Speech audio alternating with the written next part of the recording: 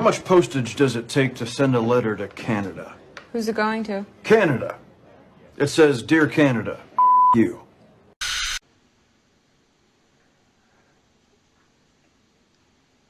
So you're telling me there's a chance?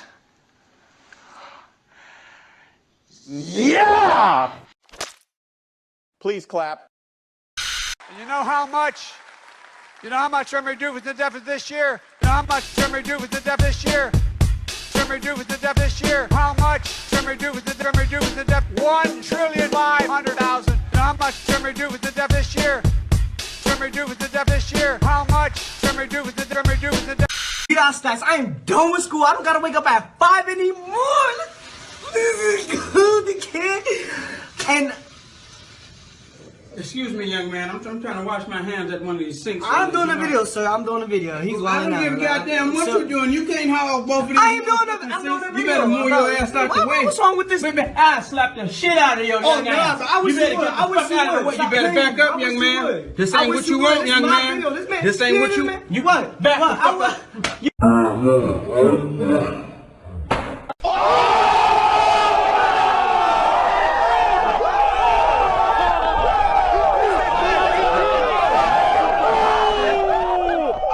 Back the fuck up out my face, goddammit. I'm from Detroit, Michigan. Don't play with me. You better find you a goddamn toy. Find you a fucking I'm not the one. Goddammit now.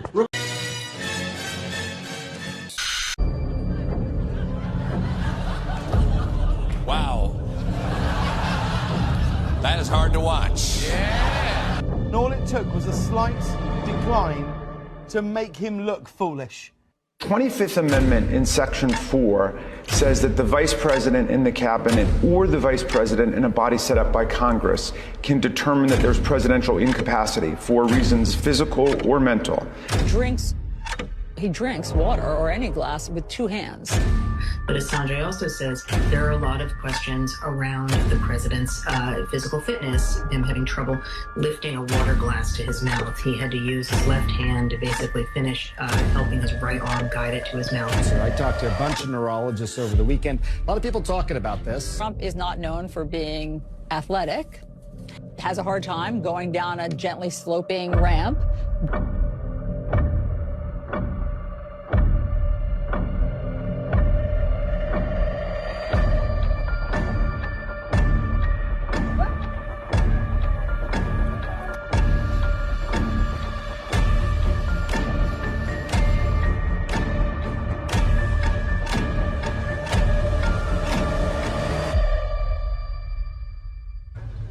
Chocolate chip. This is how I feel. There is nothing wrong with Joe Biden. Are you retarded?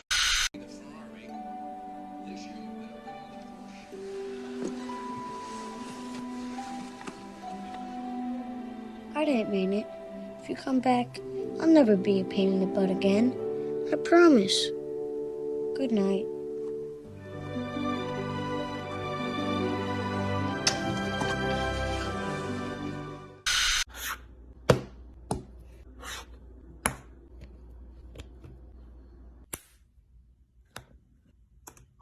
America is a nation that can be defined in a single word. I was going to put Oh, fuck, not again. You don't have to go to hell. You're in hell. This is hell. This is hell. This is hell. Because democracy basically means government by the people, of the people, for the people. But the people are retarded. Then strangled them, and finally dismembered their bodies. Right. Then do And homelessness and all that. And now, the voice you've been waiting for. There is a secret song at the center of the world, and its sound is like razors through flesh. I'm here to turn up the volume.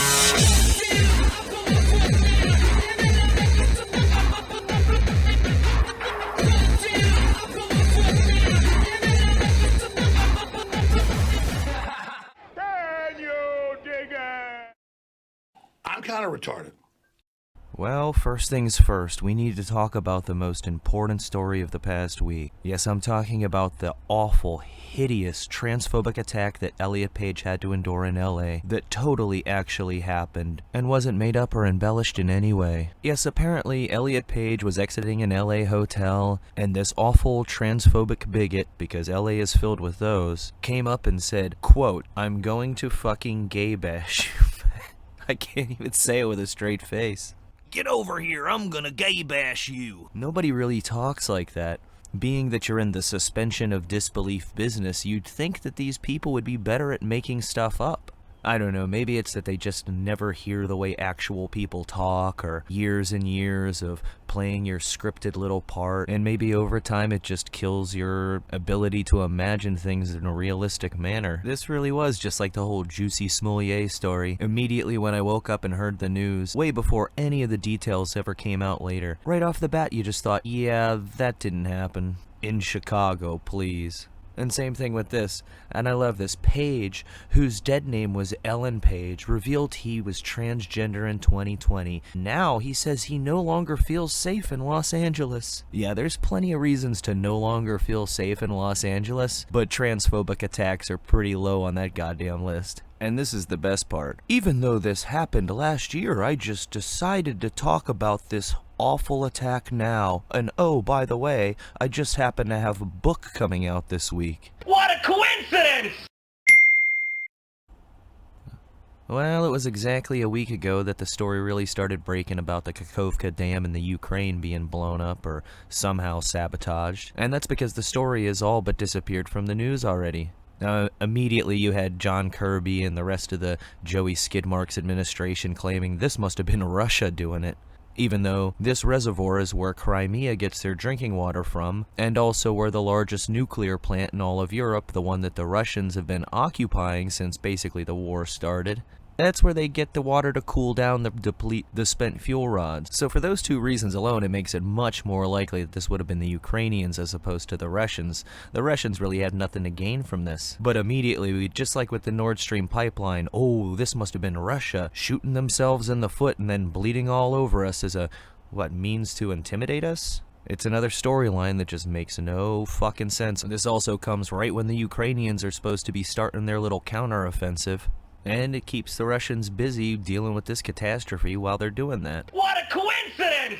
But by the middle of the week, we had our own little catastrophe here in the West that gobbled up all the headlines. These mysterious wildfires that all seem to pop up at exactly the same time. It's very strange how these little pockets can just go up at the same exact time, and it almost looks suspicious. While most fires in the western provinces are under control, the fires have now opened new fronts spreading to eastern provinces of Nova Scotia, Quebec, and Ontario. Right now, there are 437 active fires with about 250 out of control. About 26,000 Canadians have evacuated their homes because of the fires. And experts say the hazardous conditions in New York City are the worst on record, breaking a 52-year-old mark. I'm sorry, how many fires? 437 active fires with about 250 out of control. Wow! But hey, I'm sure the Canadian government's response to these fires has been just aces, right? I knew about that fire before lunch on Friday, thanks to our Facebook group. Not one of you at all gave us a warning till 4 o'clock. So to hell with your damn political speeches up here. All these people in this room rely on you people to get us information. I have a friend that lives in Riverview Pines. He didn't even know about it till I phoned him at work and said, get your ass home, there's a fire. Then I got a horse trailer coming to my house and they get blocked, told they can't come in, until my buddy's wife says, I'm gonna run your ass over if you don't move. So explain to me, Mr. Lemieux, how your system with all the livestock works when there's cattle liners lined up for my neighbor's 300 head of cattle on Highway 40 and they can't even get in. Your response was garbage on Friday. The neighborhood was more organized than any one of you, including bylaw. So let us do our jobs. A local resident who we all know who it is, I won't name him, got kicked out today. He had his own D6 in there before you guys did. And he was pushing dirt before you. And he got kicked out today. He had a second dozer show up yesterday and got turned around. I was told there was 8 more en route, got turned around. Pipestone Energy offered their pumping equipment to pump water, denied. You guys have resources coming out the ass from everybody that's experts in their fields here, and you said no. That resident with that dozer is so mad he's not here right now. I spoke to him personally this afternoon. He was scared he's going to get arrested if he showed up. He has done more for our community than anyone on that stage. So spare me the political crap and tell us what's really going on. When we got guys offering up their $1 million pieces of equipment to come in and get the job done. Anyone? Anyone? Anyone? Anyone? You? Anyone? You? And you had all these fires just popping up at the same time, some of them hundreds of miles away from one another, all at the same time. How the fuck does that happen in nature?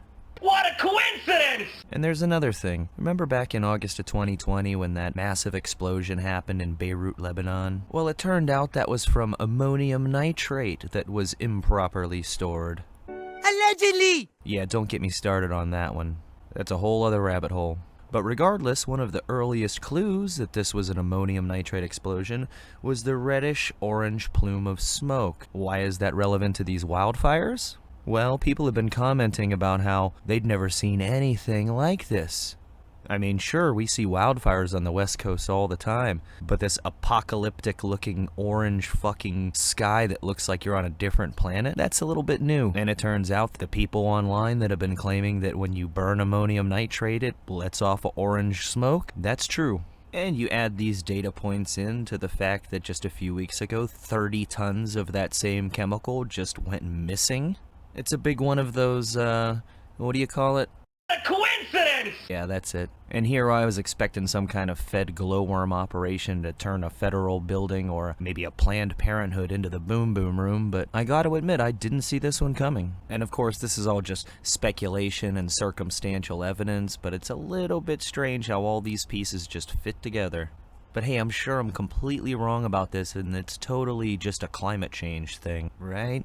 And we also started out with a week with Congresswoman Anna Paulina Luna saying that the FBI was telling her that they were afraid that their confidential informant would get killed if he got unmasked. And this is pertaining to, of course, the Biden corruption investigation. And then a few days later, you had people from the Oversight Committee revealing contents of the FBI document that they finally got their hands on, showing that yes, not just Hunter, but Joe Biden, the big man himself, got $5 million. Him and Hunter got $5 million each from Burisma right about the time that Joe made his famous son of a bitch, he got fired ultimatum and got the prosecutor who was investigating Burisma fired. And of course, this would be big news, right? I mean, we're talking a massive corruption and bribery scandal. But then what happens the next day? Trump gets indicted for the documents at Mar-a-Lago. And that becomes the major story of the week. And mysteriously absent from any of the network news channels is any mention of this Biden thing. Because... Orange man bad. Orange man bad. Orange man. Orange man. And one more thing I found to be highly coincidental this past week. We had Tucker sort of return to doing his show. Really, he just put out about a 10-minute little monologue. And almost immediately it had like 17 million views, and it's well over 100 million views, and climbing. But it was one thing in particular that he talked about that caught my attention. Yesterday, for example, a former Air Force officer who worked for years in military intelligence came forward as a whistleblower to reveal that the U.S. government has physical evidence of crashed non-human-made aircraft, as well as the bodies of the pilots who flew those aircraft. The Pentagon has spent decades studying these otherworldly remains in order to build more technologically advanced weapons systems. Okay, that's what the former intel officer revealed, and it was clear he was telling the truth. In other words, UFOs are actually real, and apparently so is extraterrestrial life. Now we know. Well, first I want to point out this one line in particular. That's what the former intel officer revealed, and it was clear he was telling the truth. Why exactly is it clear that he was telling the truth?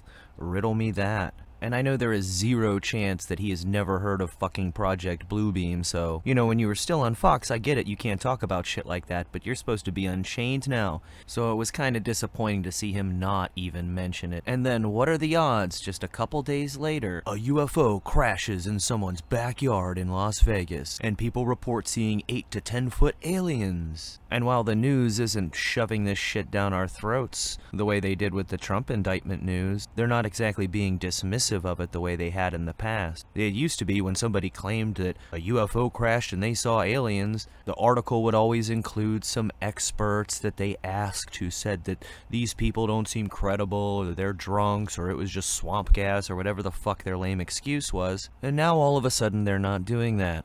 And the Project Bluebeam thing is just another iron that they have in the fire. It's gonna end up being bombardment.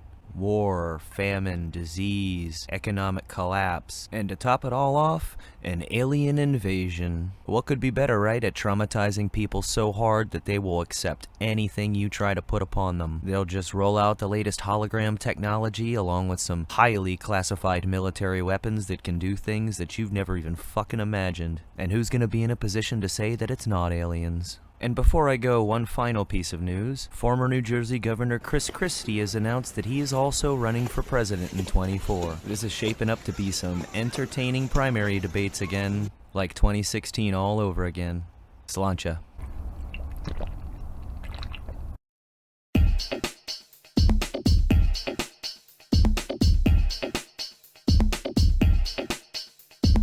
All I have in this world is my thoughts and my words. I don't break them for no one. You understand? So say good night. So say good night to the bad guy. So say good night. So say good night to the bad guy. So say good night. So say good night to the bad guy. So say good night. So say good night to the bad guy. Come on. Come on.